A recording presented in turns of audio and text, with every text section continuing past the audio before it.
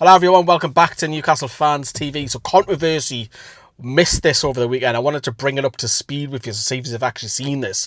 Now, obviously Wor Flags, fantastic. Love what they do, love what just the scenes, just Barcelona and so many displays down the years have been absolutely fantastic. People in the ground absolutely love them. People watching it on TV absolutely love them. It's a real heartbeat before the game.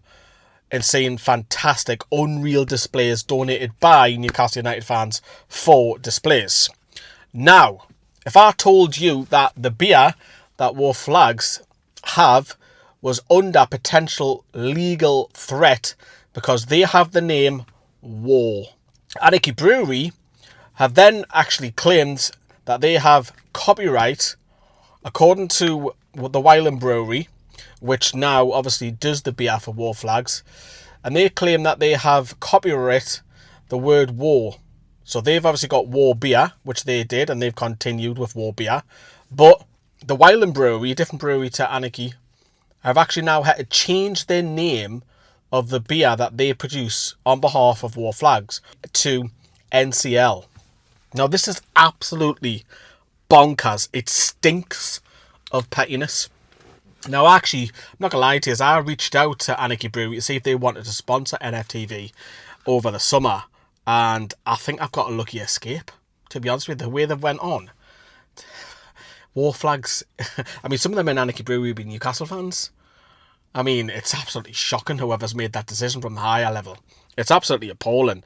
And so, I want to read it out to you. The Wor Flags have actually told the Wylam Brewery, who obviously produced their beer, and they've gone on to say, it's hugely disappointing that Anarchy Brewery is taking this stance against us. We're all about backing the club and firing up the stadium atmosphere for our fans. Our beer's partners' donations are vital to our work, and it's frustrating that someone we trusted to brew our beer has claimed the word war and is now using it against us and our partners. Remember, only NCL Flags by Wylam is the official Wor Flags beer. Any other war beers without our logo do not support us. It is absolute, and it's not directly football, but it's just pettiness. It's pathetic, and there's a lot of people who are not very happy with the way that the Anarchy Brewery have gone on, and a lot of them are boycotting it. And it's your own fault. It's your own fucking fault if you're trying to be a fucking dickhead about it, trying to upset a brand, a fans brand, which is effectively fan funded, a charity if you want to call it that. Absolutely pathetic, and it stinks.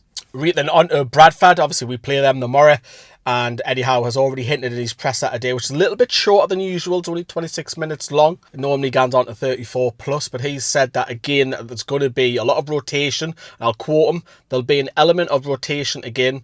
The guys that have played 3 games last week might need to look at them and give them a rest. We want to pick a strong team, and we want to try and progress, so I have to get the balance right. You don't want players to lose rhythm, so it's really important.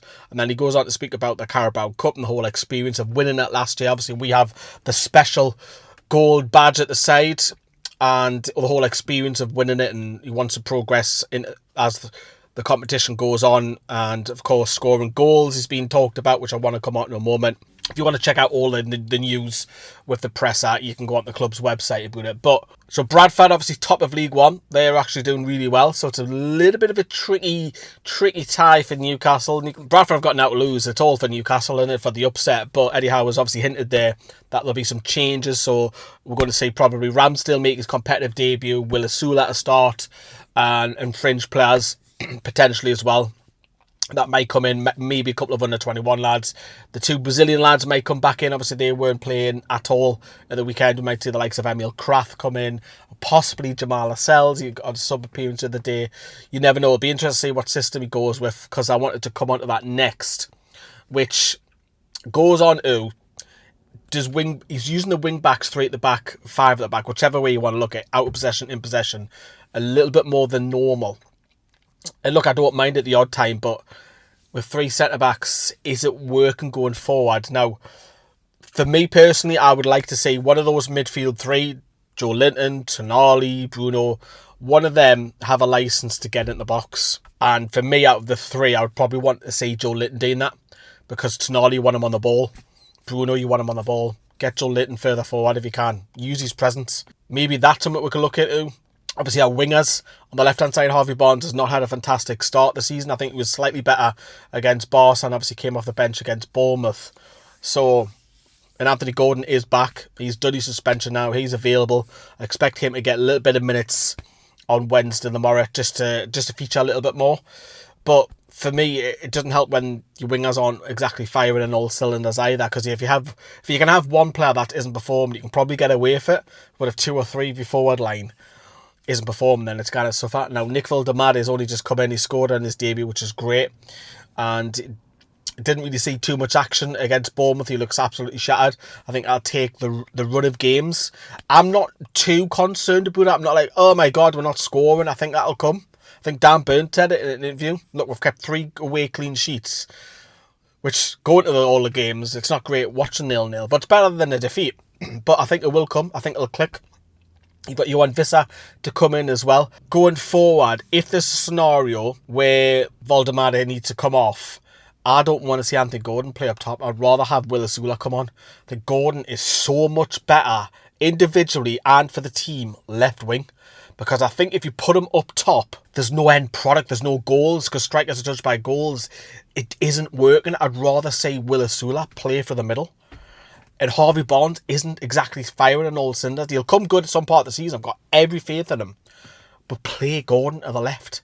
I didn't get why he's playing as a striker. I get the high pressing. I get that. But goals, have we actually won a game ever since Anthony Gordon's ever played up top? Off the top of my head, I cannot remember. And I'm not criticising Gordon because he's mint on the left wing. He is phenomenal. Play him there. I think we're strong. I think we are stronger having Gordon left wing, Azula up top, rather than having Barnes left wing and Gordon up top. I generally think we are stronger having Gordon out there. So for me, let's start playing him left wing. Murphy and Alanga would probably say over the season they'll alternate between the two of them. I think that'll happen.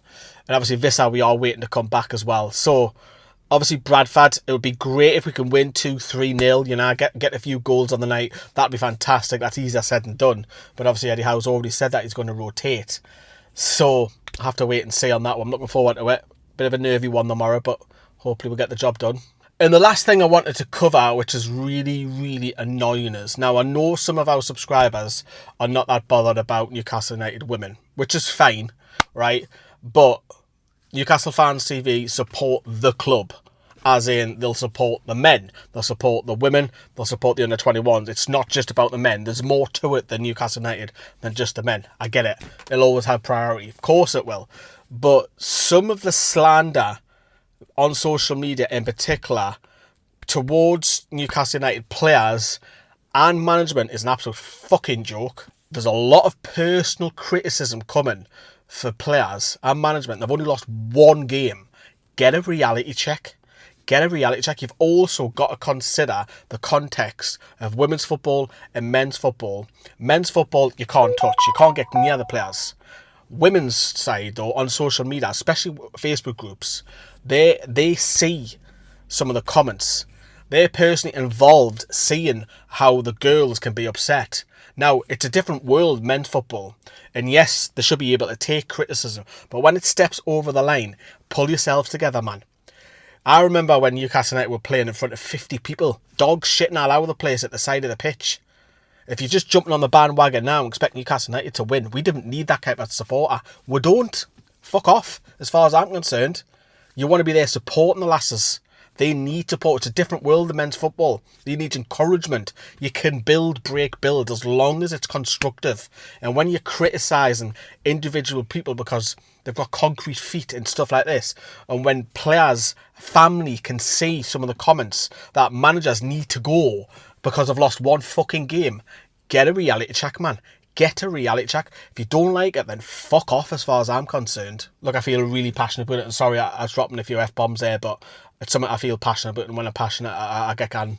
For me, there's ways you criticise. For the women's game, it's different to the men.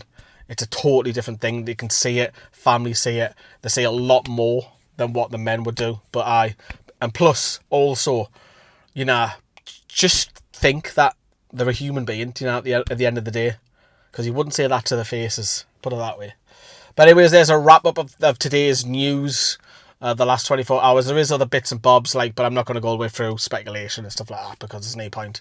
But one thing I do want to touch upon lastly is because Sue Cummins is retiring at the end of the month, part of head of sport of Newcastle United Women.